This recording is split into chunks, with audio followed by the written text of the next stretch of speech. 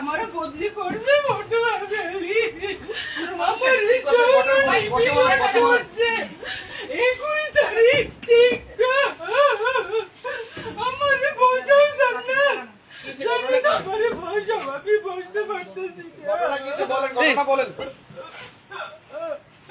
চেহারা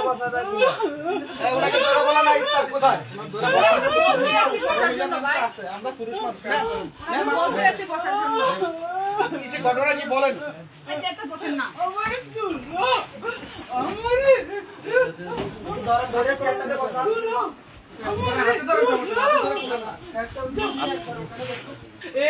অফিসের উপরে থাকে আরো কর্মচারীর উপরে থাকে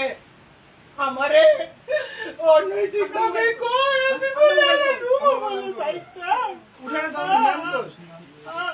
বসেন না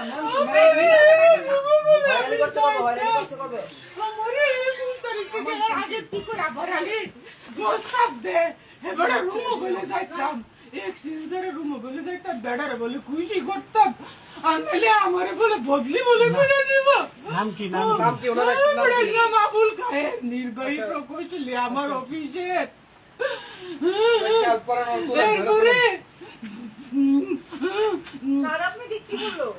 আমার পানি দাও জান্নাত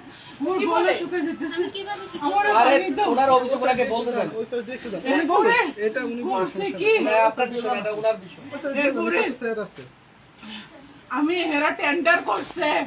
সে টেন্ডার চোর সে টেন্ডার করছে আমি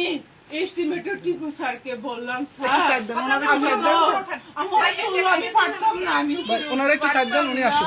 ওনার একটু সাইড দেন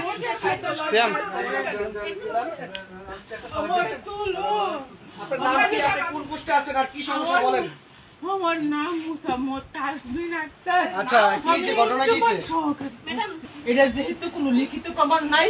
উনি আমাকে মৌখিক ভাবে বলে উনি তো অনেক চালাক উনি আমাকে মৌখিক ভাবে বলে এই জন্য আমি এটার পদক্ষেপ নিতে পারতেছিলাম না সেই কারণে আমি চুপ ছিলাম কিন্তু না আমার কাছে মৌখিক কোনো প্রমাণ ছিল না লিখিত বা মৌখিক কোনো প্রমাণ ছিল না উনি অনেক চালাক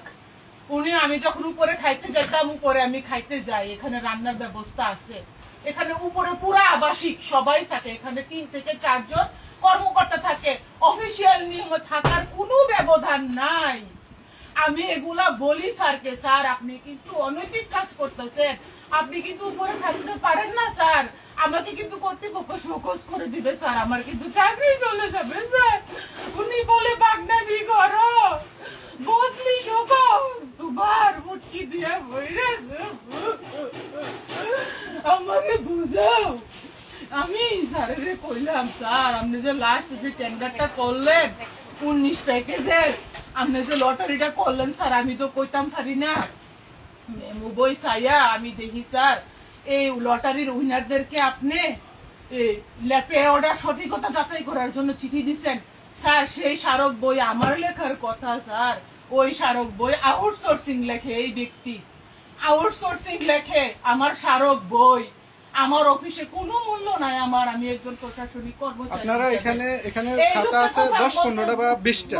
প্রত্যেকটা খাতায় আমাদের এন্ট্রি আছে আমরা এখানে আউটসোর্সিং হলো আমরা এই অফিসের কাছে আমি জানি ক্যামেরা দর্শন সেই সুবিধা বলছি প্রশাসনিক কোনো অর্ডার আছে কিনা আমার এক্সিএন এর লিখিত কোনো অর্ডার আছে কিনা ওরকম কোনো অর্ডার আমি শো করি নাই আমি দেখি নাই তারা যে মেমু বইটা তারা যে লিপিবদ্ধ করতে পারে এই অর্ডার তো আমি দেখি নাই স্যার তো আমাকে দেখাই নাই আমি বললাম এস্টিমেটর টিপু স্যারকে স্যার আপনি যে পে অর্ডারের জন্য যে চিঠি দিচ্ছেন এই চিঠি তো আমি করছি না এই চিঠির স্মারক তো স্যার 423 এই চিঠির স্মারক স্যার 423 স্যার হবে এটা আমার চিঠি স্যার এটা আমি দাখিল করব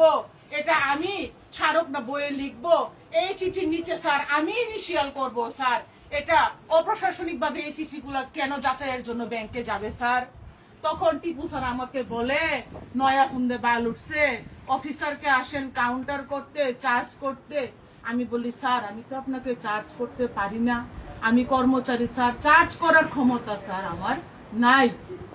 স্যার আমি প্রশাসনিক ভাবে জানতে চাইছি স্যার আপনারা কেন এই টেন্ডার নোটিশ যে লটারি যে করবেন কেন নির্বাহী প্রকৌশলীর আদেশে সই করা একটি পত্র আপনারা কেন দাখিল করেন নাই স্যার? এই পত্র তো আমি দাখিল করার কথা। কোন সময় অফিসে অডিট হইলে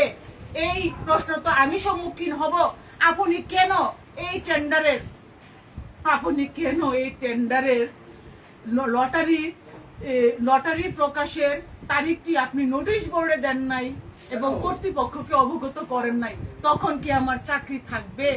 আমি এখানে প্রশাসনিক দায়িত্বে আছি, আমার কি প্রশাসনিক বিষয় সম্পর্কে প্রশ্ন করার অধিকার নাই? আমি কি জানতে পারি না আমার স্যারের কাছে? পারি কি না? হ্যারাসমেন্ট হইল গিয়া সেটা